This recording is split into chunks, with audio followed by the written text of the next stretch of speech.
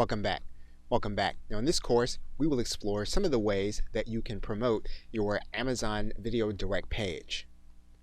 We'll look at some easy ways for you to create videos for your promotional efforts and for your trailers. We'll look at the ways in which you are encouraged not to collect leads and ways that you can.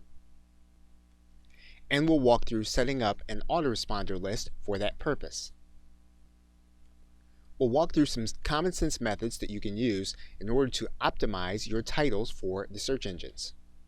And for Amazon Kindle authors, we'll look at some ways in which you can and can't connect to your Author Central account. We'll look to YouTube to determine how we can repurpose our content.